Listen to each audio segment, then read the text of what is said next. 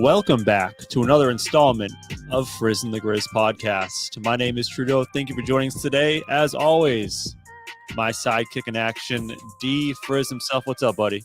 What it do, baby? Happy fucking Monday. Whew! Happy Monday indeed. This is episode number 4, I believe, man. Can you believe there's 4 in the books already? Yes, sir, man. A full month down? Crazy to think, man. I'm appreciative of all of this. Everybody that's able to watch, listen, tune in live, or even the day after, even after that, catching us on YouTube or anything. Man, all the fans, everybody that's commented, everybody that's subscribed, liked, commented, all that, all appreciated, all love, man. Yeah, every single comment I love and I appreciate it. So you guys are what make the show special. So keep it up. Keep following, subscribe, and review, and doing all that good stuff. And man, last time we met, we talked fantasy football, and I had my draft since then. And I swear to God, man, everything I said for advice went completely out the window once the clock stopped.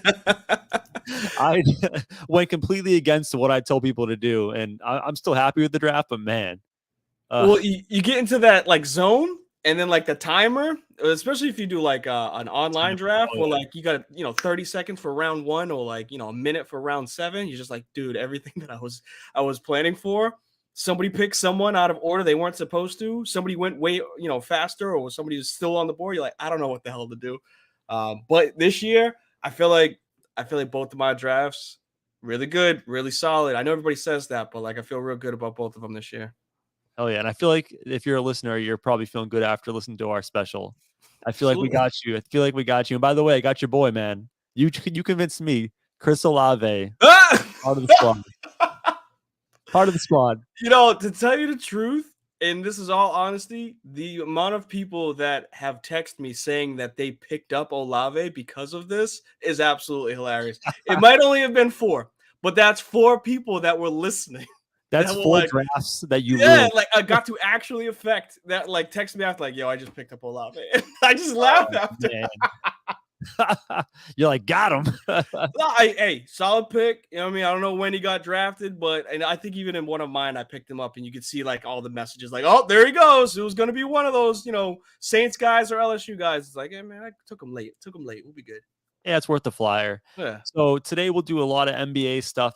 Since we met last time, I feel like it was day after day after day, like a different NBA story broke. I mean, some of it's going to be a little stale because it happened, I think, on Tuesday, Wednesday, Thursday, but we want a chance to talk about it because we haven't talked a lot of NBA yet.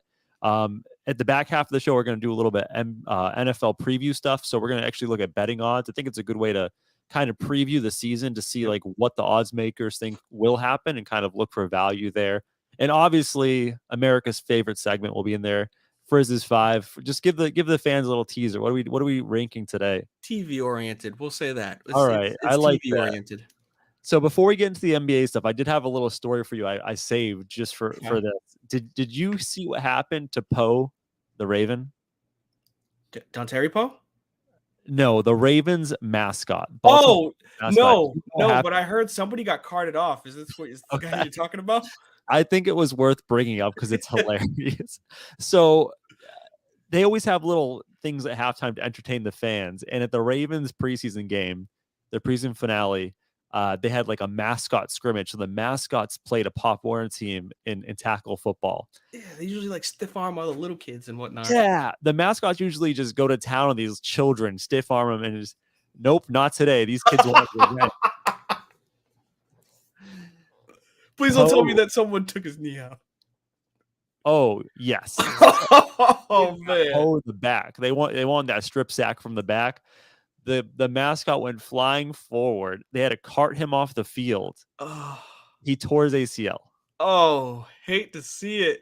But that kid will never let that moment down for the rest of his life.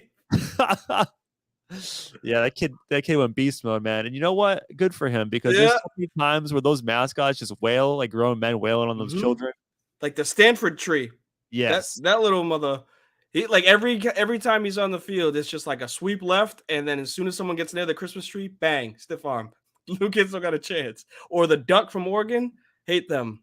That dude's Don't mean. hate them, but Sparty like Ducks. they beat up It's all the always little kids. the Michigan Spartan too. Watch out for him. He's mean. He's buff. That boy Yeah, got some muscle. don't mess with that Spartan. All right, so let's get right into the NBA Is stuff. there? We had 3 topics in the NBA we want to talk about. I'm going to give you the choice of where you want to go first. There's 3 to go to. Well, just to get it done enough with, because I got to get it off my chest. I don't understand. Is that it? The hell? Yes. I don't understand what the Lakers are doing. Look, I get that you want a menace on your team. You'd rather have them than have go against them. So I get that part. But now one of them is going to play. One of them's not going to be there. Like Russell Westbrook has to be out now. He's not going to come off of the bench. Like to Pat Bev of all people, they literally hate each other. Like the locker room already is a mess. And like you bring in Pat Bev, and it's just like they talk during games, after games, like right at each other, and it's like you just messed up the locker room by bringing them in. And like I'm kind of on Russie's side now because like my beef is like statistics. You know what I'm saying? Like it has everything to do with on the court, but what they're doing off the court with them, like now I have an issue. Like get rid of the man, stop playing with his life. You know what I'm saying? Trade him or don't bring in Pat Bev. Like now there's an issue in the locker room that's going to be for years. It's not just this season. Like I'm a Laker for life. So like I'm thinking 10, 15 years down the road, it's like people are gonna be like organization's gonna do this. Like that type of stuff is gonna make it so people don't want to go there. Can you explain to people who are uninitiated like the origin of the beef between Pat Bev and Russell Westbrook? Because they do have like a history, and there's a legitimate reason why Russell Westbrook wouldn't want to be friends or even a teammate with Pat Bev, right? I mean, I don't know the exact. I know that they just beef on the court. Please enlighten me. The origin of that? All right. So this goes back many years. I think this was back when Russ was part of the Wizards. And it was one of those plays where, you see guys could dribble up the court all the time and like they're half-ass dribbling and they're looking at the ref like, hey, I'm going to call a timeout, because like it's a thing that happens all the time. Yeah. So it's like honor code between players like, hey, they're going to call timeout, whatever. We'll get near them and then they'll call timeout. So Russell's dribbling up the court, looking at the referee, going to call timeout. Pat Bev comes in like a hawk and like goes for a swipe. But the thing about Pat Bev, if you know him as a player, like, he's not just going for the steal. What's that? He's not just going to go for the steal. I don't think he has ill intention. I don't think he's a bad guy, but I think he's just reckless with his body. Like he'll just throw himself around, and he got real close and actually clipped Russell Westbrook. I think it was his knee, and Russell Westbrook missed 2 months straight after that. So like there is definitely a reason why he would dislike Pat Bev. And now they've held that beef for a very long time on the same team. It's going to be weird to see if they can coexist. I personally think this is just a sign that the Russell Westbrook saga in the Lakers are done. Yeah. They can't keep him. Again, stop playing with the man's life. Like, let him go somewhere so that he can start fresh. Season starts in literally 2 months. It's not that far away anymore. Like it's September. End of October is when the season starts. Like, let him get acclimated wherever he needs to go. Stop dangling trade over somebody's head, because like that should affect that affects you as a player. Like, you just like, all right, am I here? Am I not here? Like, is my key gonna work when I go to the stadium? Like, I don't get it. Yeah, and like I'm trying to find destinations for Westbrook at this point, because I think the Lakers' dream of getting Kyrie for Westbrook that's dead in the water, because as soon as KD said he's going to stay, I think the Kyrie thing is they're at least going to ride out this year. And then it's like, is there a bad team with a disgruntled player that has a contract you can kind of match to get Westbrook and make the move? I could see potentially like a bad team that just wants to accumulate draft picks, like take the salary dump for a year. But even then, it's like there's not a lot of great fits, and there's not a lot of the problem is with Westbrook, he has that supermax extension, so you need to trade away a significant amount of salary. And if you're a rebuilding team, you're not going to trade away young players, so it has to be a rebuilding team with a high salary guy. It's tough to find a match. Have you looked at like potential suitors? There's not a lot, I'll tell you that. There, if anything, the only reason why it would have worked out with the Nets is because they would have had to throw in Seth Curry's contract. So it's like Kyrie being the big star, Seth Curry not. I mean, he's still a star. You know what I'm saying? But he's not good. He's good. He's good. But like it would have been more of his salary, because I think they would have added THT with it too. Oh no, he did get traded to the Nets. Mhm. I mean, Seth's a valuable player. He's a plus. He's a plus Yeah, contract he's a good guy. role player. At this point, like, do they just straight out cut Westbrook and release him? You'd And rather have him. Like they don't care about the. I do because it's gonna produce results on the court when these two hate each other. But like they'll if they keep him, they'll play him and they'll just have beef on the court. Like it'll be that bad because you can't cut him. Paying his salary off isn't gonna do anything. Like you need to get something in return because if they dump his salary and they just pay him out, buy him out, like that's yeah, $40 million, and you get nothing in return. You got to trade him or yeah, play him. And if you play him, it's just a terrible situation. it's a tough situation. I mean, I don't feel bad for the Lakers because Yeah. nothing's better than watching the Lakers suffer. But I mean, I don't know what they're going to do with Westbrook. I mean, the Pat Bev thing makes things infinitely more complicated. I don't think the move made the Lakers any better. It And didn't move the needle. And no, it's not even a future because I looked ahead, obviously, just to make sure. It's not something that helps them in the future either because like they extended LeBron to try to save some more money. He's not going to be a free agent next year, which is good. And then you look at the list of free agents for next season, and you're just like, who's going to sign with LA? There's no top tier stars. Kyrie, like maybe, but like you could have just got him this season if that's the case. And you got like players like I think it's like Middleton and Harden, both on player options. They yeah, don't have to go anywhere. So there's no real free agent market next year. So I don't understand. Like I said, I don't understand the long game with it. It's a very confusing trade to me. Very confusing. yeah. I don't see any potential suitors. I mean, I think Middleton's probably loyalist. He'll probably stay in Milwaukee. And then Harden, while he's a free agent, I think the word has it in NBA circles that there was some sort of under the table deal with him and the 76ers to keep him around. So I don't think he's going anywhere anyways.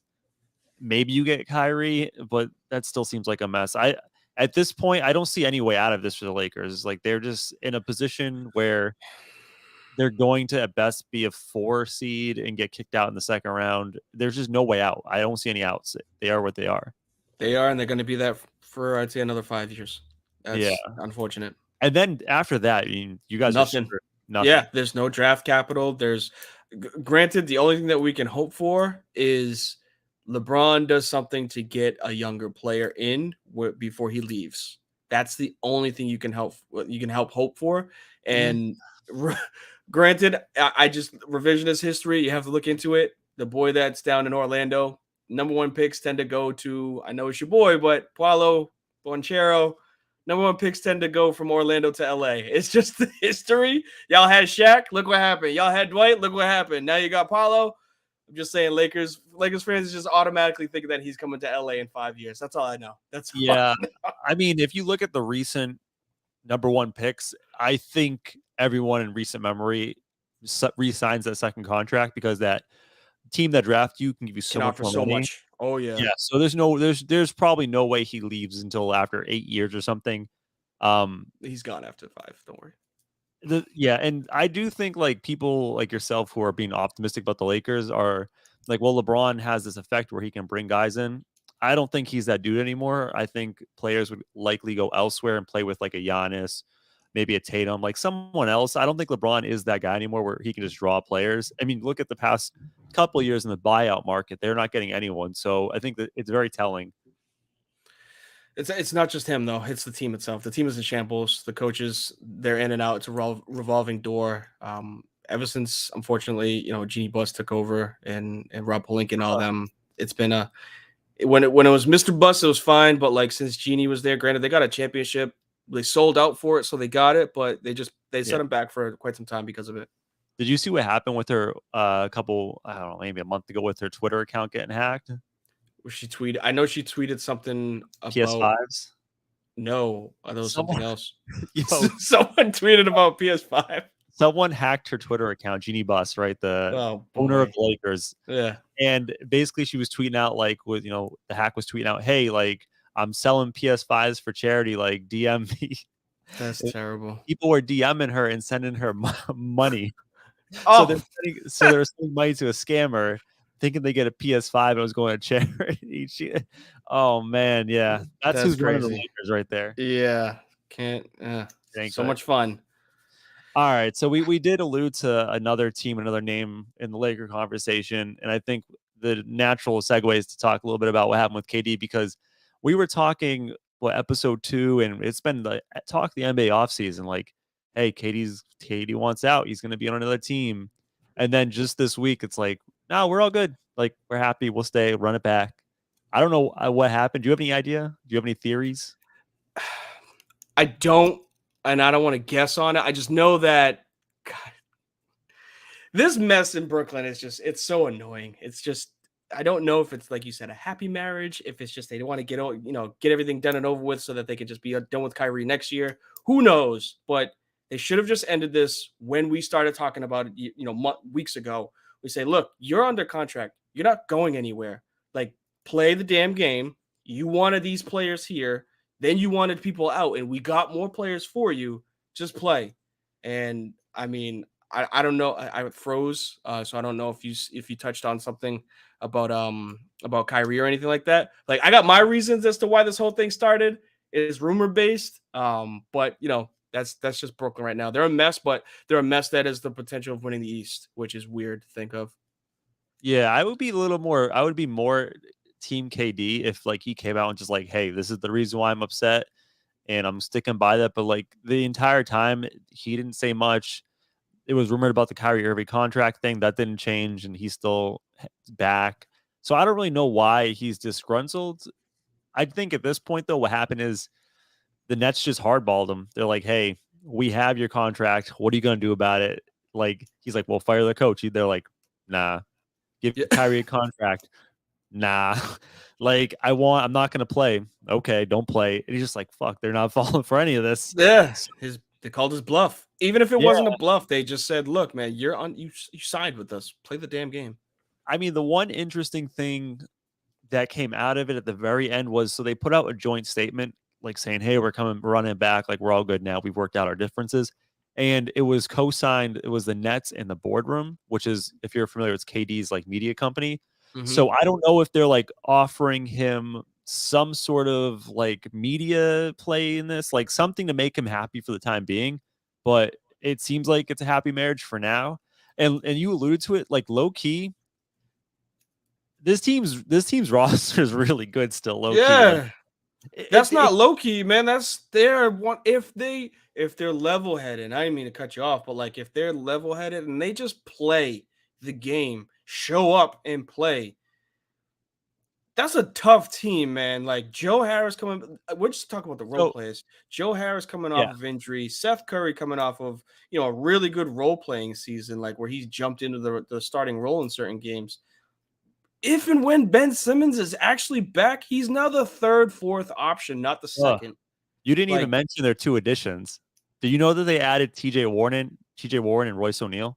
no, Bubba Warren. I I mean, lost touch with him ever since the bubble ended. he But missed all of last year with injury, essentially, and Royce out of Utah is good, man. Royce Like, is solid. Like, if you yeah, don't know, like, if you're not an avid NBA fan, like Royce is solid. He plays good defense, and he can splash the three. Like, he's an ideal 3 and D. Like him and Joe Harris, like as 3 and D guys, really solid. And you know what? I actually think they're better now than when they had the 3 of Harden, KD, and Kyrie. Because if you look at those 3, their one weakness that everyone picked on was, man, they were so bad defensively. yep. And Ben Simmons, while he does have a ton of flaws in his games, I think he's multiple time all defensive NBA first defense. Yep. team. Yeah, and he's finished as a runner up to the Depoy. So that dude can play defense. So this team, it's weird. I feel like they are the team with the highest variance. They could finish the 7th seed, and I could be like, yep, that makes sense.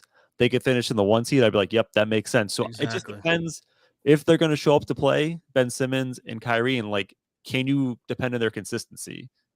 Yeah, that's literally the name of the game for Brooklyn. There, and I like that comment there too. You never know. And to tell you the truth, there's some weight behind it with the KD part. Kyrie is just a nuisance and annoying, but like we all know how KD is with the media and the way that he does troll via Twitter or even just like the comments that he says. But like, it's so weird to think that the team that has the most controversy is actually one of the best teams in the NBA. They just need to have a level head. And granted, everybody says, well, they got Kyrie. They're not going to have a level head. If he does, he is one of the most dominant one-on-one ball players in the Yeah. NBA. Like, he will go off for 50 like that. A blink of an eye, and you're like, oh my God, he's got 30 in the first half. He's also not a terrible defender. He gets a lot of steals. Passing lanes. Yeah. He plays off ball really well. And that's like you said, defense is huge. And I know that I cut Ben in our segment back in the day, but like, that's a defensive problem. 6'10" Yeah. can cover literally 1 through 5. He doesn't need to. Everybody can clown him for not shooting. He doesn't need to in Brooklyn. Yeah. Literally doesn't have to touch the ball on offense. I think personally the best way to utilize Ben in Brooklyn, if you just imagine who they would roll out as a starting 5, they don't really have a true center. They have Nick. I like Nick Claxton, but he's not like a guy you got to play on the floor. Mm-hmm. If I'm the Nets, I'm rolling out like Kyrie, KD, Ben Simmons, Royce O'Neal, and Seth Curry, and I'm playing Ben Simmons as like my 5. Let him play in the paint. Just pick and roll with Ben Simmons. You don't need a true big. I mean, he's big enough to get boards and play down low. And then if he's like your unofficial 5, you don't need him to spread the floor. Very true. High pick and roll, not even high pick and roll, off ball screens and backdoor cuts. Because if, like you said, if you have him running up against those Rudy Gobert, was Rudy Gobert going to stay in the paint? That's fine. Then you're just going to run a pick and roll with him to switch. Yeah. And well, yes, you're right. If he does go against, appreciate the comment, Ty. If he does go against true centers, Jokic, Embiid, right, Giannis, like if he goes against those players, then that's going to be a matchup hazard. But it's all situational, though. Yeah, 90% of the NBA doesn't have those 3 players. Like, those 3 are the best at their position. And Philly's also got their issues on offense. So, like, it's going to be situational. I'm intrigued with the way that the top 5 projected teams for East and West are going to actually turn out. Think it's going to be a fun NBA season. Yeah, and I just wanted – I was trying to make the point, like, I don't think you're going to play Ben Simmons as your center every night, but – in certain matchups, you absolutely can, and it's going to hide his weaknesses. As much as people don't like Ben Simmons because he's afraid to shoot, doesn't necessarily have to shoot if he's going to play very good defense. And he's low key is a very good low post scorer. That's the thing. So, that's what I'm saying. If you switch on him, he's bullying everybody but a center, and he's quick enough to maneuver around the center. And I'll make one last point when it comes to like that positionless basketball. We just saw the Golden State Warriors win a championship. Like, there were times where Looney was out and Draymond was running the 5, and he was bullying Robert Williams. He was bullying Grant Williams. Like, that position. Granted, I think he's a better, obviously, all-around defensive player, but, like, you can win in situations with those style of matchups. Yeah. I mean, it's all to be seen because we haven't even seen Ben Simmons take the floor in 2 years. Year and a half, 2 years. So he might not even play. I have no idea. And just another point is just like that Eastern Conference, man, is really good. Despite the Nets being that talented, the Celtics, probably the betting favorites in the East. The Heat just made it to the conference finals. The Bucks are very, very good. That Eastern Conference, man, I don't want anything to do with that. Not at all. Good luck, Boston. Right. Yeah, man. That was a shot. I had to throw that shot in there. You don't like Boston? No, can't stand them. I'm an LA fan. What do you mean I don't like Boston? I'm asking you not like them like out of outside of bias. I think they have a talented team. If this were the time frame where we're gonna say it, where I got something to say, I'll save it for another episode. But like, I got an extremely hot take when it comes to that team. We'll hold off on it, but it's something that's. I think Boston will be good, but there's something that's holding them back, and we can hold off on that. What is it? I'd love to know. You want to go now? Yeah. Hot take, sounder if you had it, but we don't need it for now. Jaylen Brown is the better player on the Boston Celtics. The player that's holding them back. The player that's holding them back right now is Jason Tatum. Granted, it's just the playoffs. It's just the finals. He had a absolutely horrendous finals. Jaylen Brown is one of, if not the most consistent players in the NBA. And he couldn't dribble in the playoffs. Are you kidding me? Jaylen Brown? Dude, he dribbled off his foot every chance he got, dribbled right off his foot. He got to the hole when he wanted to. He averaged, I'm pretty sure, plus 20 in the finals against any matchup that he had. Like, miss me with it, man. Like, Tatum's a 1B. Hey, He's not hey, a 1A. He's not that guy. Not yet. Can he no, be? you're I don't know, crazy. but we keep saying that he's an 18-year-old. He's the youngest prospect. He's in the He's not a league for 5 prospect years anymore, now. man. He's Right, good. but like He's good. he's He finished good. the second half of that year. If he did what he did in the second half, the whole year, he'd be the league MVP. If he did what No he doubt did in the about it. second half in the No doubt about NBA it. in the No doubt playoffs, they about it. would have won the championship. He was But instead, he fantastic. turned it over the No. Okay. miss. He was fantastic Miss in me the with first that. 3 series. He was fantastic Miss in the me with first 3 that. series. And then in the No. finals, you find out afterwards. I think someone could help me in the chat, maybe Ty. Oh, He don't bring up the injury. Do had a not bring he had up the injury. a broken Oh my something goodness. hand or whatever. Like Kobe the man. Bryant played with a broken index finger and didn't say a damn thing until the season was over. All right, No, I'm just no. saying. Actually, he didn't even say anything. People found out. He didn't go to the Basically, media and say he had a broken finger.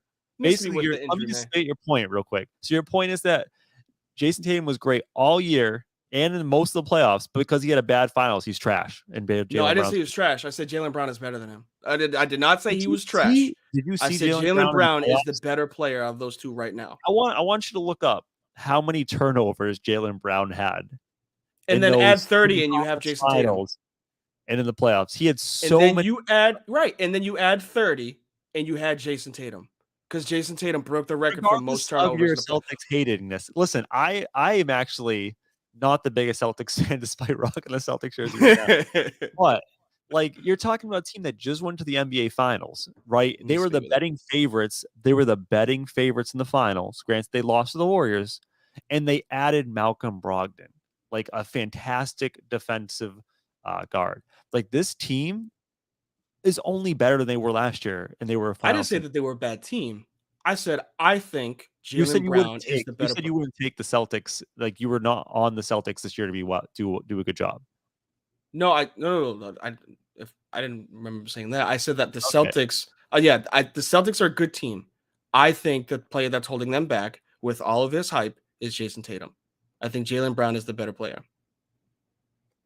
That's a hot take. I wish I had the sounder for that because that is as hot as the takes get, man. And We'll we see. learned, yeah.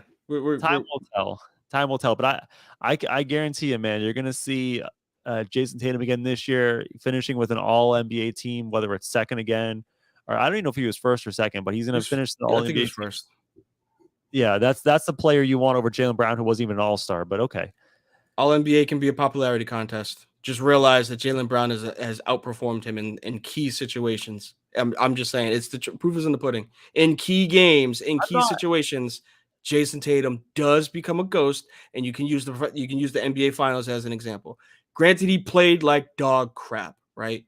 First NBA Finals, you can use that as an excuse. They may not make it back.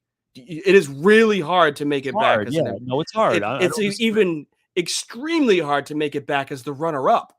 Like the thing I like about their chances, though, making to the finals is I think that the one thing that carries over from year to year is like defense, and especially if you have a scheme that everyone is familiar with and can gel into, and that's what carried the Celtics was that defense. It wasn't one player getting hot and carrying a team offensively; it was a collective. I think forget Jason Tatum and Jalen Brown. Really, the Celtics' hope relies on Time Lord. If Time Lord's healthy and can play, that team, the sky's the limit.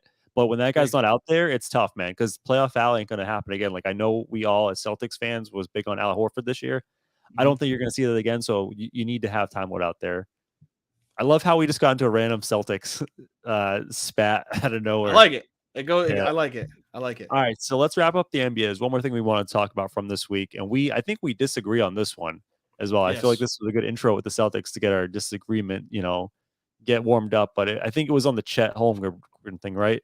Yeah, I'll start. You can go off too. I'm a huge fan of this not being a thing anymore. I like that you want to get this man. I like that you want to get college players, ready for the NBA, right? Pro-Am games, all that. I hate the fact that this player being a top 5 draft pick is now not going to see an NBA court for a season because of an off-season injury. Like, you want to get the experience? Sure. He hasn't trained as an NBA player yet, meaning he hasn't hit the regimen. He hasn't hit the weight room the same way that like NBA train. Like, it's the off-season. They're still doing their own workouts and whatnot. That's why they hit up the Pro-Am. But when they get to the Pro-Am, they get absolutely bullied and now we got an injury of him out for the whole season. Like, I like that you're trying to improve your game. I don't like the fact that you just cost your team. Not saying that the Thunder were going to be the number 1 seed, right? But what I am saying is that they no longer have their first round pick because of something outside of the NBA season. We could have seen the same thing happen with Paulo when when they played against Deontay Don't Murray. put Like, that juju on me. I'm I just don't. saying, like, you're putting all these rookies, like, they have the keys to the organization, and now he's gone for the season for something that he didn't step on an NBA court. I dislike it. I'm not saying So that they need to put it in contracts, but like, I'm just not a fan of it, man. So, like, is your disagreement just that they are rookies? So, are you fine with any like a second year player going out and doing pro-ams? It's just the rookies. Yes. Okay, interesting. I don't know how to rebuttal that because, like, for me, if you're a hooper, you're gonna hoop. Like, it's not like baseball where you're just in the offseason maybe taking swings. Like, you're not gonna get hurt like working on your swing and batting. I mean, you could, but it's less likely.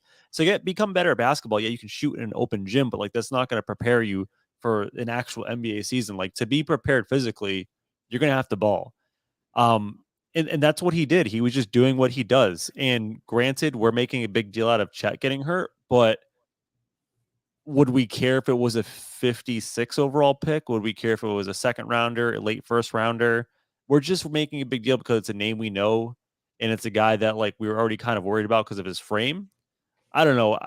I just saw this past weekend the Celtics lost the rooster, right? Gallinari, he just hurt himself playing FIBA. So like, let me ask you, if Chet was playing for Team USA in some sort of international competition, is that okay? Like, I'd where's have the the same line? problem. I'd have the same problem. That, like, if you're spending the draft capital, like they traded to get these picks, is what I'm saying. Like they made moves before it wasn't just they had the number 1 pick. You know what I'm saying? Or like the first round pick. Like, teams are moving all this capital before these players even get to their team to then draft them for them to not be there. Mm-hmm. Get on the NBA court after that season. Do your thing. You've I played a mean, year. You played, and I get that he played up against. I think the play was even against LeBron. I yeah, think LeBron LeBron went did to it. the lane and like bodied him, and like he's got to get used to that. I understand that. Get I used to it while you're on an NBA court is all I'm I saying. guess I guess my issue with it is just like we're picking apart the situation just because it was a pro am. Like if it was a preseason game or game 1 of the NBA season and the same thing happened, like we're not upset. Right. So I just don't understand what the distinction is. Like maybe you can make the point, hey, at the pro am, the facility isn't up to par as an NBA arena, or maybe if someone slipped on sweat because like you have the sweat guys at the NBA court Mhm. side to swap them off. If it was one of those, I get it, but it was just a basketball play. It could have happened anytime, anywhere, and even if he wasn't, hurt playing the game of basketball, we see it in football all the time. Guys training in the offseason, doing cone drills, whatnot, like getting their body in shape, tear an ACL. So, like Tyreek injuries Cohen. are fortunate. Yeah, Tyreek Cohen. There you go. Like injuries are unfortunate. They're part of the game, and whether it's a pro am, whether it's lifting weights in your garage or shooting jumpers, like you know, it's going to happen. And I just think we're all making a big deal because it was at a pro am and not something else. I, I I I don't. feel you. I'm not saying that I disagree with you. I just me personally, with the way that the NBA is, where like you're one player away at any team, one player can literally change your franchise. Yeah, Granted, they already have young players. You know what I'm saying? Josh Gideon, I think, was their player Josh last year Giddey, that they. he's nice out of Yeah, Australia. that's what I'm saying. Yeah, like they have it set up with SGA young too. talent with the and Shy, like they have young talent. And it's like, who knows if that piece would have been to get them, from a lottery pick to this year's Pelicans. You see what I'm Hey, saying? Like, can we be honest about the Thunder though? Low key, Sam Presti is like happy about this because he loves himself a good lottery pick. Like he's all about tanking. Like the tank's already on. Tankathon 2023 has already started, man. I don't even know who's gonna be coming out in next year's Oh, draft. dude, this draft is really, really, really good. It's like a Mhm, generational draft. The number 1 pick, Victor Wembanyama, he is from France. I think he's 7'1" with like a 7'5" wingspan. mhm. He's essentially Rudy Gobert, but that can shoot and has no issue with pick and roll. And he's from France. He's fantastic. And then there's another guy, Scoot Henderson. Like I've heard of this, Scoot. I have heard this of him. is what I've been told. The top 4 guys in this upcoming draft all would have been number 1 this past year, easily, hands down. I'll have And to maybe look the year into it. really good. So like, if you're going to be a bad team, this is the year you want to be a bad team. Yeah, Ty Well, I knows. mean, hey, maybe I don't follow college hoops or high school into college hoops as much. Yeah. I'm more of a football, guru for it. Yeah. The only name that I know that might be coming out was I think his name was Amani Bates or something like that. He was supposed to be like the next LeBron. I don't know if he fizzled out or anything like that. So I'll have to look into it. It's just the red shirt thing is cool, but let the red shirt happen in an actual season. You see what He's I'm not saying? going to play this No, year. he won't. You can't play him. You can't rush him back, no matter what. Even if he's healthy, game 60, what's that going to do? Potentially hurt him for next year. No, just save him. Yo, I just feel bad for so it's Shy. I always thought it was Shay for some reason. So it's Shy Alexander. I know a Shy, so it might be Shay. It's spelled the same way. We'll go with Shy. I just feel bad for him because I don't know what year he's entering, like 4 or 5 in his NBA career. He's a solid player, and the Thunder are just taking his career and just throwing it in the trash can with all this tanking. I feel bad for him. Yep, hate to see it. Yeah, I don't know, man. Chet, I was down on Chet going into this whole process. I did not like him in the draft. I just think he's too small of a frame, and unfortunately, I can't be proven wrong or right because I'm not going to take injury as a victory there. Maybe he comes back, maybe he uses the year to bulk up and put some muscle on. We'll see. Yeah, I mean, I'm going to be saying the same thing about Zach Wilson. That's your guy. He'll be back. He'll be back week 2, man. Joe Flacco's going to go out there, win week 1 for the Jets. Mike White looked good. Mike White looked good out there in preseason. But I like Mike White. They're going to start Flacco. He's already been named the week 1 starter, which is ridiculous. You don't know. You already know what you have in Flacco. Yeah, they're tanking. You already know what you have in Flacco. All right. It's time for America's favorite segment. Okay, baby. Prepare yourselves for the greatest and most unique segment in podcast history. Let's rank some stuff with D. It's time for Frizz's 5. All right. Coming out hot. So you alluded to it in the beginning of the show. You're going to rank something that's entertainment or TV based. So what is our topic for today? So for today, I'm not gonna lie, it was a little tougher to figure out segments, what to go for, just because it was a crappy Monday, but it's a better Monday because it's almost over. It's almost Tuesday already. Today, we gonna rank Frizz's top 5 comedy TV series. And this is a wide range. This is a wide range for some old heads. It ain't the Cosby's, so no, you're not gonna say shit like that. But it's a wide range from, me growing up to something that you see today. Number 5, let's start this. All right. Big Bang Theory. I'm not giving you a yay for that. I'm disgusted that's the list. Good. Number 5. Theory, it might be the worst TV show of all time. It might be. Doug, the jokes that they have in that show, it's more of the delivery. I don't even understand half the science shit that they say. Has nothing to do with what they're saying. It's the delivery of what they say, right? Sheldon being I don't care about you. Hey, hold on. I didn't even say it. Let me clear the throat on this one. It's not your top 5. It's my top 5. So yes. Can I say something? What up? I'm legitimately shocked that your list has the Big Bang Theory. Dog, of all shows, I would have. This is 5. It's an absolutely hilarious show. Again, I don't understand some of the shit that they say, but it's the delivery. It's the delivery of someone being a sarcastic asshole and just responding back to somebody with some scientific shit. For me, I laugh all the time I watch that show. So again, it's my 5. I don't care about it not being in your top 5. That's number fine. 4. All right, you're number done with 4. criticism. Go I for would it. have been done with that one.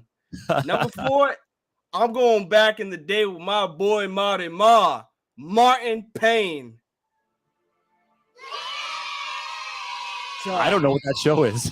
You never seen Martin? No. So it's an original TV series with Martin Lawrence, like his first gig outside of like House Party from back in the 90s, like way before Bad Boys, way before all these shows, all these movies that he did. It's him, Tisha Campbell, Tommy, Pam, and Cole. Dog, it's absolutely hilarious. They push the envelope on certain things that they say and do. Definitely take a look at it, man, because it's Martin Lawrence. It's Martin Lawrence after his whole comedy effect, like on stage, and they actually gave him a show for it. So like it's absolutely hilarious. And it's all 90s humor too. So like shit that you could say back then or do back then. Nowadays you go, whoa, wait a minute. I don't know if you can say that on TV. So like Martin Lawrence is absolutely hysterical.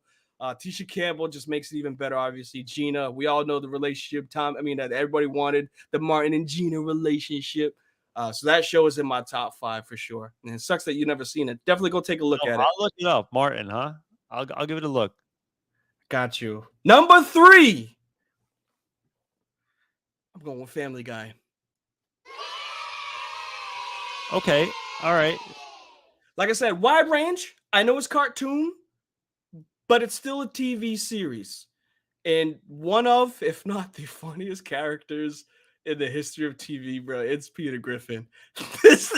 I can't not laugh at some of the shit that they do in that show when it's either A, pushing the envelope, just a little bit too far, or just like some of the animated scenes that they have that just it's absolutely hilarious. I could watch it all day, every day, background, literally sit up, pull up a bowl of, Cinnamon Toast Crunch, all that. And it's a funny ass show. Are there other cartoon like comedy shows that you'd put up there that aren't in your like top 5? Cartoon? Like animated, so like similar to Family Guy. So like for example, Futurama, The Simpsons, Bob's Not Burgers. really. Any of those I do it don't for watch you? those. No. Bob's haven't. Burgers. Check out Bob's Burgers. That's a good Bob's one. Burgers made a movie, didn't they? I think so. Yeah. Yeah. It's the guy from Archer. I don't know if you're familiar with Archer either. Archer is a hilarious show. It's like one of those like if there were more, because the first 2 seasons were great. Yeah. Everything after that was like hit or miss. But like again, the sarcastic asshole, like that's perfect for that. I loved Archer, but not my top 5. And this is where it got juicy. This is where it got real hard in figuring out which one to pick. But number 2, it's got to be Fresh Prince. It's got to be Fresh Prince. Okay. And it ain't even because of Will. Dog, the funniest characters. First things first, rest in peace, Uncle Phil. Uncle Phil might have been one of the funniest father characters on TV. You put him up there with Bill. You put him up there with Uncle Eddie. No, I don't think it was Eddie. Who's the Family Guy? I mean, Family Matters father. Carl Winslow. Like father figures that were actually hilarious. And then you got Carlton. Carlton outside of season 2, like outside of season 1, like when he was too preppy in season 1, and then they had him have some funny, lines, like his comebacks, undeniable. Same thing with Jeffrey. I had this little thing a while ago. I was like, would I rather have Jeffrey as my butler, or would I rather have Wilfred? Is it Wilfred from Batman? Wilfred. Winston? No, I don't know. Wilfred. One of them. Like one of them is gonna always be there. Like, oh, you need something? Here you go, Batman. Like, yeah.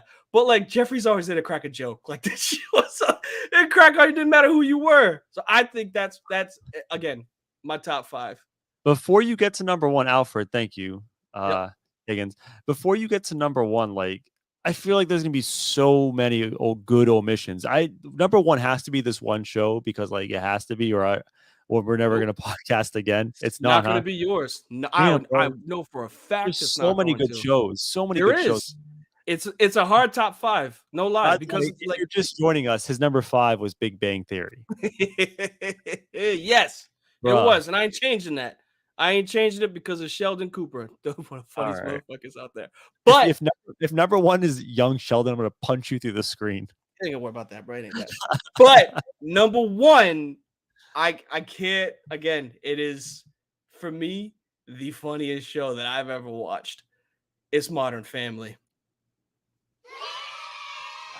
Man, that's tough. And again, look, the reason being, okay, this is the reason behind it. Al Bundy on steroids. Like, all the stuff that he couldn't get away he could get away with Married with Children, and now he has those nice little zingers on Modern Family. Ed O'Neill is the GOAT. That man has always been hilarious. I see myself as one of those old, 60, 70-year-olds. Like, you just don't you hate everything, you hate everybody. Comes off like that. Cam, love characters that aren't gay that get to play a gay part because they are absolutely hilarious when they do that. He's one of the fun. I don't know if you watch it, but Cam in that show, these mannerisms, the things that he does, the things that he says, absolutely hilarious. And then the last one, I think it's the father. I can't remember. Phil Dunphy, the guy from Dawn of the Dead. Like, that's all I think of is like he was a character in the movie Dawn of the Dead. He was the asshole in that, but like he's the dummy that the dummy real estate agent. Absolutely hilarious. And hey, big sleeper for that one too. That was definitely a runner. All right, so I'm not gonna like Modern Family is a solid show. I'm not gonna hate on you with your list, but like these are some shows that you omitted. I want to get your opinion on it. First of all, I don't understand how you leave The Office off of the top 5 of best comedy. That show is genius. It'll age beautifully forever for all time. Like I dude, every time I watch it, it's just hilarious. How? Unpopular opinion. I've never watched an episode of The Office. Dog, I'm so happy for you for that because here's the thing: single one. Watch it. You'll love it, and you have so much you have never seen. It's fantastic. So the thing is, I've seen so many snips. I've seen so many like memes, so many gifs, however you want to pronounce it, like 50-second clips of that show that like I don't know if I ever want to watch that show because like I've just seen it so much without seeing it that I don't know if I would enjoy it. I don't know. Enjoy it. Darian, give it a try. I'll find a good episode. I'll send you like the link to an episode to watch. It's worth one episode. Like I even hear people saying like you got to get through the first 2 seasons. No. You can just pop in.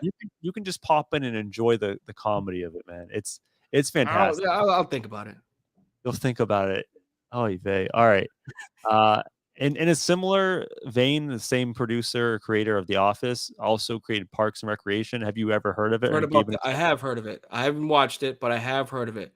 And this ain't a disclaimer because again, it's my 5. I don't care about it. I don't watch as much TV as a lot of people may watch. Right? I don't have Netflix. I don't have Hulu. I work. I game.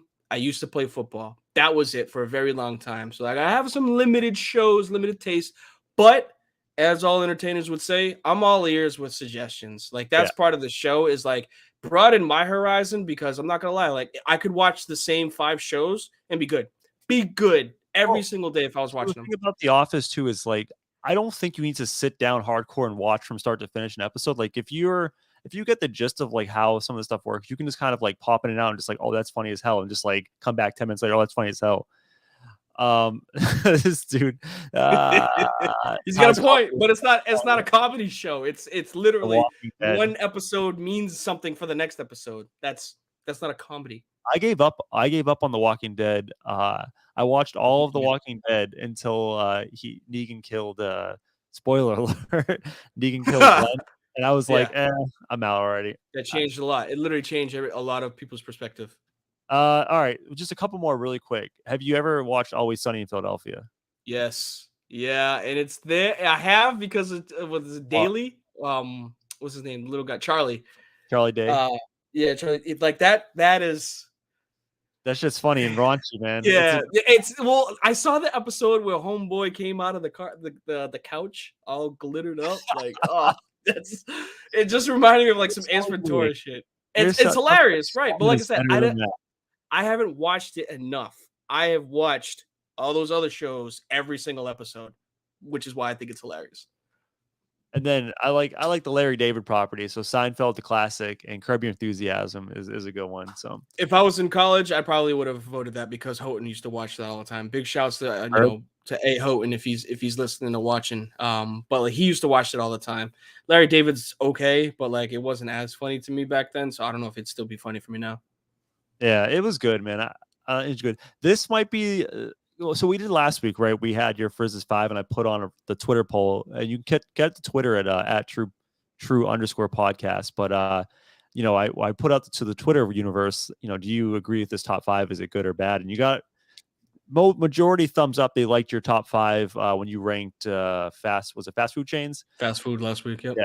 I don't think it's going to come back so late. I'm just saying that right Again, now. I don't care because it's not your five, it's my top five. All right, let's close out the show with a little NFL stuff. The season starts not this Thursday, but next Thursday. So we're under 2 weeks from the kickoff of the NFL season. We were trying to figure out like what's the best way to kind of preview some of the stuff instead of like doing like a league preview. We want to just maybe look at NFL betting odds because basically it's Vegas telling you what they think is going to happen. So we'll look at it to see if there's any value. So basically, guys that aren't projected as the favorite to win, are there anyone that you can get good action on where if you bet on them you can make more money and we think that they have a chance of winning said award, or if it's a team, if they can win the Super Bowl or whatnot. So let's start with the player stuff. So the player props, D. Do you want to start with the big one, the MVP, or do you want to go somewhere else? I like player props. We'll go with the MVP. All right. So we're both working off of DraftKings.com right now. And we'll just name off the top five, and then if there's someone else below the top five, we can get into that player. So the top five in order from heaviest favorite to an MVP to lowest, you have Josh Allen, Tom Brady, Patrick Mahomes, Justin Herbert, and Aaron Rodgers. Josh Allen's at plus 650, which for those who are unfamiliar with betting, essentially what that means, if you bet $100 on Josh Allen to win the MVP, you would get back $650 if you won that bet. So Darian, of that list, or the list in general, the whole list, is there anyone that you would personally place a bet on where you think either A, this guy's a lock and he should be a lock as a favorite, or B, like this guy's farther down the board, but I think he has a good chance and it's worth the bet? I'm locking in Josh Allen. I think, this is in my next comment. It has nothing to do with just the show. It's just the situation and circumstance. But Josh Allen right now, I think he's about to absolutely blow up this season. And not only just statistic wise, but it's working in his favor with the media, because we all know that awards are kind of popularity contests in certain situations. It doesn't always mean that they're the most valuable player on their team. It means that they were the best player that season, right? Mm-hmm. We've seen it happen with a ton of times with Aaron Rodgers, where he's not the best player in the league, but he's not the best player. He's not the MVP of their team where they could still be successful if he was gone, but he was the best player that season. And right. Josh Allen is, I think, in the prime example. Granted, I know it's the favorite, but everything is just set up for that team right now for them to finish 13-3, 13-4, 12, 14-3, whatever, how many games they play. I think it's 17 now. Like, just for them to have, 40 passing touchdowns, 10 rushing touchdowns, and like them make the AFC Championship, possibly the Super Bowl. Like, it's just set up for him popularity wise, where like the league is starting to downfall with the Mahomes treatment because of now 2 back-to-back years of not, producing in the playoffs. Brady is always going to be in the conversation, but I think he's over the hill when it comes to MVP talk. That O-line is going to be in some serious trouble for him. And I think that might be it for A-Rod. I think he's done after this season. I don't think they're going to let him go back-to-back again for MVPs. Just process of elimination, I'm going with Josh Allen and his opportunity. Yeah, I'm with you. I'm out on Aaron Rodgers because it's tough to go back-to-back. So, like, I think you made a good point. There are several factors in, like, an MVP vote. One is how successful is your team, right? If you're on a bad team, you're not going to win it. So you have to be successful at the very least. And then secondarily, I think there's a lot of storyline that goes into it, right? I think Josh Allen is the favorite, and I think he's deservingly so. He should be the favorite. I low-key like the value. I'm just looking down the list to try to find some value. I kind of like Dak Prescott at plus 1,600. He's on quote unquote America's team, so there's going to be a lot of hype and buzz. He's going to get a lot of TV time, right? That's important, right? To have your face in the headlines.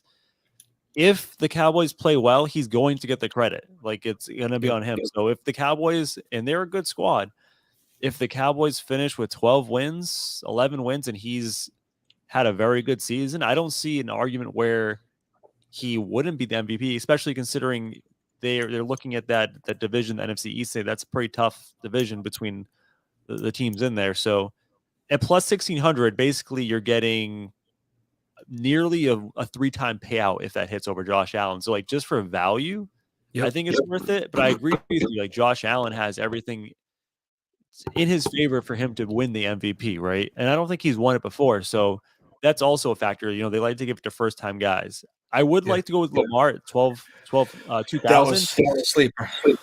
but the offensive weapons really aren't there. And I do think the media is going to give pushback to give it to a guy twice unless he's very good.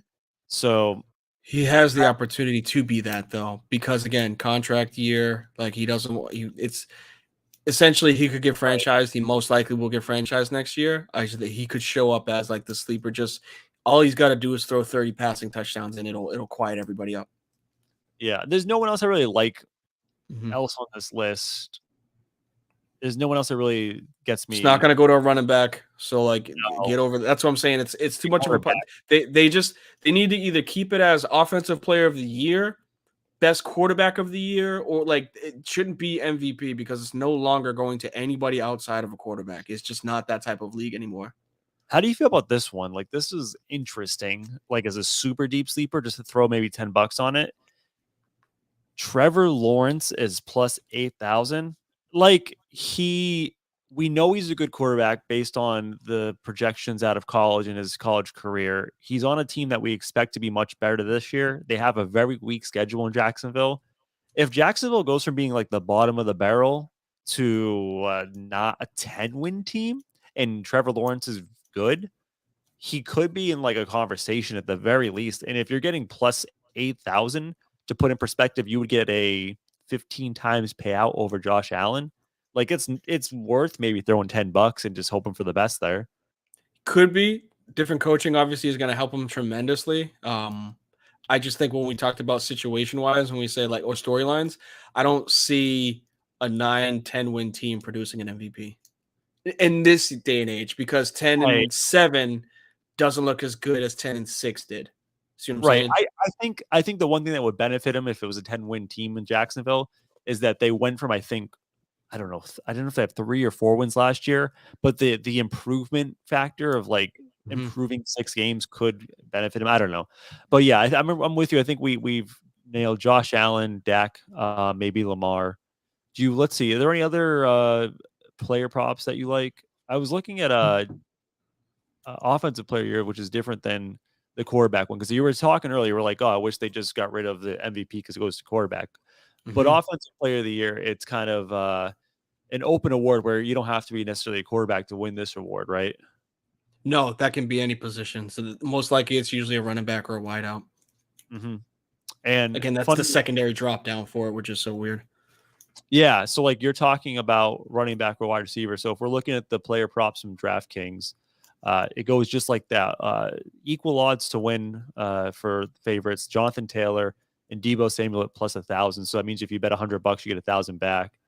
There are a lot of good players on this list. The first couple are skill positions. The 6th best is Josh Allen. Anyone here that you like? Because I'm looking at this list. I do agree, like a running back, wide receiver. I tend to go away from the running back because they get injured, but you're going to probably get more consistency. Like, you know what you're going to get. It's going to be less variability. I kind of like Derrick Henry at plus 1,400 he's the 4th favorite to win this award, because we know with Henry, like if he is available, and health is going to be the biggest issue with him. If he's available, exactly, they're going to run him to the ground.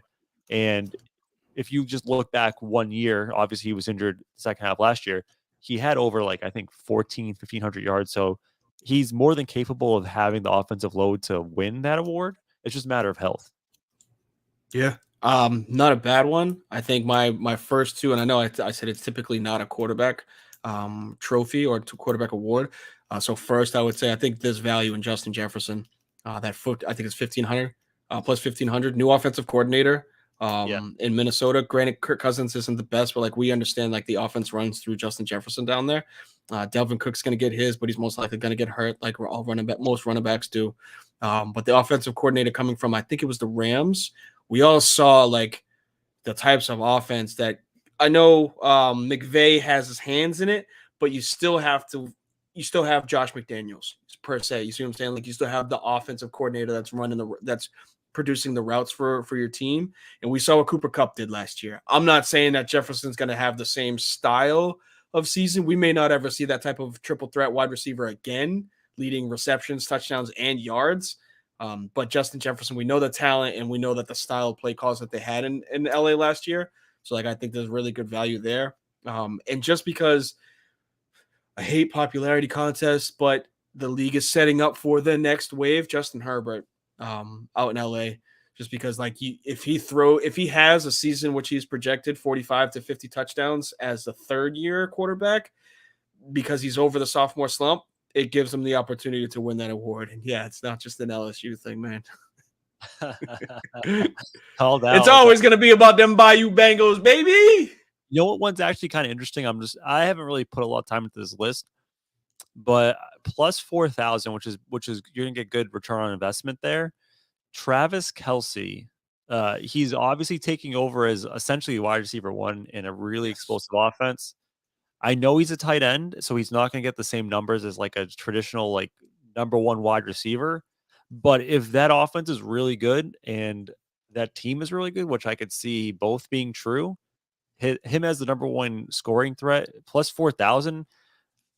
I love like good bets like that, like not good bets, but like big returns. Plus 4,000, you could put your money on Justin Jefferson, $100 if you really like him.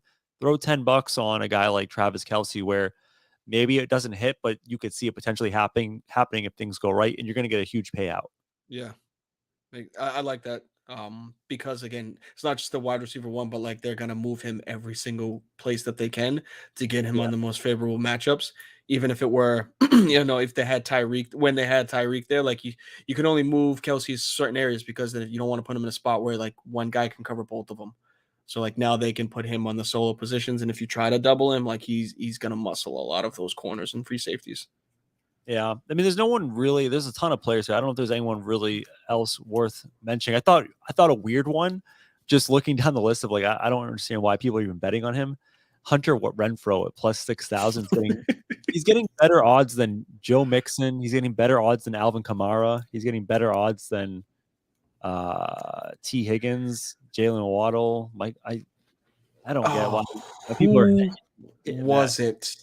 Oh my goodness. There was a similar to this, and I know that it was Ryan Clark's podcast. They did an interview with somebody that's playing right now. Can't remember who the player was, and they mentioned Hunter Renfrow because he was Derwin James, corner for the safety for the Chiefs. And they were like, "Yo, who would you say are the toughest guards in the NFL right now?" He's like, "You gotta go Devontae Adams, not Smith. We gotta go Devontae. He's up there with the GOATs. Like he'll be one of the best to ever play." He named another receiver. I think he named Kupp, and then he's like, "You gotta go with Renfrow." And then he kept going, and then like Ryan Clark stopped. I was like, "Wait a minute, wait a minute! You did not just throw in Hunter Renfrow with the likes of Devontae Adams and like Jamar Chase." And he's just like, "You don't have to cover him. Hunter Renfrow's that dude."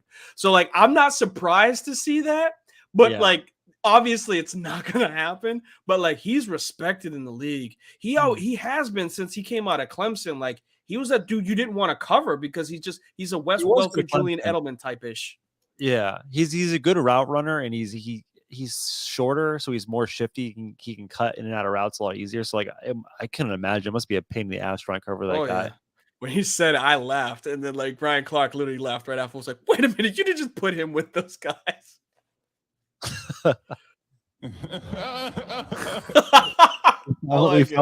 We finally got to hit up the Kawhi sounder. I just want one more because I love it. All right. I feel like we got maybe one more player prop in us just because we're getting close on time. Do you want to do Depoy or offensive rookie of the year? Because I feel like either one you can go and have some fun with. I'm a big fan of the offensive rookie of the year. Hell yeah. I was hoping you would go there because this one's interesting. If you look at some of the other betting lines, right, there's like a clear number one and there's like tiers below that. The offensive rookie of the year is really tight. The top, let me see, 7 or 8 guys are all pretty much in the same money range. So there's a lot of uncertainty who's going to win this. I'll name off the first 8 guys. So just to give the audience an idea of what we're looking through in order of the favorite to the best return. Brees Hall, number 1. Kenny Pickett, Sky Moore, George Pickens out of the Steelers. Chris Olave, your guy from the Saints. Romeo Doubs, Damian Pierce, and Jalen Tolbert. So I do think there's some 1 or 2 guys below that provide value, but the majority of the betting is going to those top 8, and for likely good reasons, because those guys should be the favorites. Mm-hmm. For you, right? Any of those guys would you put your money on? It needs to be in the top 10 or can it be a guy outside of it? Oh, you want to go deep? No, go for Yeah. it. Yeah. So I find tremendous value out of Kenneth Walker III. I was going to say that. That's my guy. Yeah, that is a big boy. Good running back. I think that he's got a way of being explosive, because look, Brees is going to get the ball, right? We understand that Brees is going to get the ball in New York. Like Pickett, he's still fighting for his spot. And I don't know about Brees, actually, because there's been reports that Michael Carter, from last year, they might split. They're saying he's still the RB1, and I think they'll probably split. I thought Michael Carter, when he played, was actually a pretty good back. He produced the second half of last season. There were some sleeper producers in New York. I don't want to get on a Jets topic again, because we did way too much of that. But I think, again, the guys that leap out at you, like I said, Brees and Kenny. The quarterback situation is wide receivers that aren't the number 1. Like I'm not saying I don't believe in Sky or George, but like they're okay fill-ins. Pickens is a bully, and Sky Moore is going to be wants to be a Tyreek Hill. But like when you get into the Olave Pierce, like we understand the Texans are going to be a tough team. Tolbert might not be there. That might not be the starter. Romeo Doubs is fighting against Randall Cobb as a slot receiver. So like you get down to like Walker area where it's just like he's going to get the ball. Like they're going to continuously run him. It's someone that I would trust. Again, 1,400 plus 1,400. You put, like you said, a couple bucks on it. I think you get extreme value out of that compared to just betting the house on Brees Hall or Kenny Pickett. It's so tough because I think there's red flags for any one of these guys, right? Brees Hall, we just talked about Michael Carter being a good running back that could take carries. Kenny Pickett's not going to start week 1. I think Mitch Trubisky is better than people give him credit for. I think that Trubisky will at least get 6 starts under his belt, and people forget that Pickett, while he had a fantastic last year at Pittsburgh, he was very mediocre to bad the first 3 years. He actually is a 24-year-old. He played all 4 years, so I don't know how I feel about that. Sky Moore, like you said, the 3 wide receiver there in Kansas City. People just love his speed. I think it's more of his name that's really propelling him in the betting odds. Yeah. I do like either Pickens or Olave here. I would put my money 50-50 on Pickens and Olave, and I'll give you the case why. We just saw this past Sunday that Deontay Johnson for the Steelers had to leave the game with a shoulder injury. He went up, caught a pass, landed on his shoulder. They had to help him to the locker room. So with the shoulder injury, yeah, it's not lower body, but as a wide receiver, you need a good range of motion to high point balls and catch balls where they need to be. So I don't think he'll play week 1 at this point, and then we don't know his status going forward. So you're going to Pickens was the number 3. He's then going to be bumped up to number 2 receiver. He could have a ton of volume, and the same thing with Olave. It's the same situation where they're number 1. Michael Thomas hurt his hamstring about a week back now. I honestly don't know the update on him, but I don't trust Michael Thomas to be there all season. So again, it's a guy who very fast. Jameis loves to throw the deep ball, could have a lot of volume. So if for me, I'm going maybe 50-50 between those guys. And no one else really stands out. I like Damian Pierce for the Texans, but bad offense, and he's going to be in a timeshare likely. Kenneth Walker, I think I love that pick, D. My only concern is that he is injured right now. He hasn't played yet. Well, he has played a little bit in the preseason, but he hasn't played for the past week and a half or so. So I don't know when he's going to come back to the field, and he's going to have to battle Rashad Penny. So obviously, with me saying all this, you can tell I've been deep into fantasy research because I know way too much. Well, I mean, the good thing about it too with the Seattle situation is like, well, at least for Rookie of the Year awards, it doesn't have to go to somebody that plays the whole season. I'm pretty sure it was 2 years ago. Huh? Yeah. Well, yeah. Well, actually, the past 2 years, Chase missed a couple games, and Jefferson missed. I mean, both of them put up historic numbers, though. Exactly, but I'm saying like you can miss a portion of the season and still come back and still be in the running for rookie of the year. Different than like the NBA where they cement it as like as soon as the draft happens. Right, but if you're Kenneth Walker, you're not going to come back and tear up the NFL with that Seattle team, unfortunately. They might trade for Jimmy G. No, I know. I think they just told Jimmy that they're sticking with him. Yeah, so yeah, he's there for another year at San Francisco. Mm-hmm. They need insurance for my pick to be the best quarterback this year, unfortunately. Yeah, he's not going to see the field unless he gets hurt. Trey Lance. That's for certain. All right, let's wrap up. One more. I know we've been. Yeah, I know it's a long one, man. I feel like we go for another day, but so let's just go to the big one. Mm-hmm. Super Bowl. Right now, the betting line, I feel like it just changed actually when we're doing the show. Right now, the Super Bowl favorite to win the Super Bowl is the Buffalo Bills at plus 550, followed by the Buccaneers, Chiefs, Packers, Rams, Chargers. I don't want to go too far down. 49ers, Broncos, Ravens, Cowboys. I'll stop there. Where are you placing your money? Because for me, I'm probably going to look for some value here. A team that I low-key like, I'm just going to roll with it, is the Ravens at plus 2,000. Even if Lamar is decent, they have a good defense. They should be, in theory, much better with their running game, with returning of Gus the Bus and what's my guy? No, it's tough that I'm blanking right now. The Ravens? Yeah, they're running back that missed all last year. J.K. Dobbins, thank you.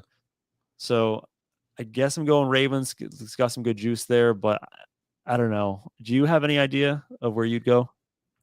Safe bet for me, and this is just because of historic. Kyle Shanahan is a guru. So I think a safe bet, if you're just trying to throw some money down on it, 49ers could be a team that comes out. They always have a really good defense. Debo's back without any issues. George Kittle is still a problem. They got a committee backfield. Shanahan's going to draw up plays to make it. They made it to the Super Bowl with Jimmy G, and Lance is a better quarterback. Like they have the opportunity to draw up, scheme up, get there, get them to the conference championship. And I mean, Packers didn't want to play him. Packers got beat by him. Rams didn't want to play him. Rams almost got beat by him. So it's like they're going to be a tough out. So granted, you can put your money on Buffalo, but like if we're looking for actual value, like you were saying, like I think San Francisco is going to be a team that you could potentially get some money back from. And then the sleeper for me is the Saints. Plus 4,000. You think I'm kidding? Look, this is the way it goes. The team returns a top 5 defense, right? Jameis Winston was on pace to having an MVP. Yeah, eating dubs. He was on pace to have a historic Saints season. Like he was not turning the ball over. He was making excellent decisions under pressure. Kamara's not getting suspended, at least for not 2022. So they're returning an entire offense plus Michael Thomas. Like I said, this is plus 4,000, mind you. If you get a chance, like you said, throw a couple bucks on it. Dennis Allen could lead that team deep into a playoff run. You might as well take those dollars and burn them if you're going to bet on it. Instead, do yourself the favor. Jameis is not going to lead a team to the Super Bowl. Hey, man, we didn't think that Jimmy G could do that, and look what happened. That's fair. All right. Well, we forgot to say this in the front end. So if you're viewing the stream, please find us on Apple Podcasts, Spotify, wherever you listen to podcasts, and subscribe, rate, and review. We really appreciate that. And likewise, if you're listening to us now on your headset, you don't watch live, check us out on Twitch. I honestly think the live is a preferred method of watching the show because you can actually comment, and like Ty's here, he's very active. Like you become part of the show. So if you're, listening, check us out on Twitch. It's at @DFrizzy_Frizz. I'll put that link in the show notes. So if you open up the show and the information, you'll find it there. All right, D, I had a good time, man. Did you have a good one this week? Absolutely, man. I love doing this. Like, it doesn't matter what part of the year it is. Like, we get to get online, talk some sports, talk some shit, have some hot takes that people can hold on to for years. I don't give a damn. It's fun. I love that attitude. All right, guys. We'll see you all next week. Peace out.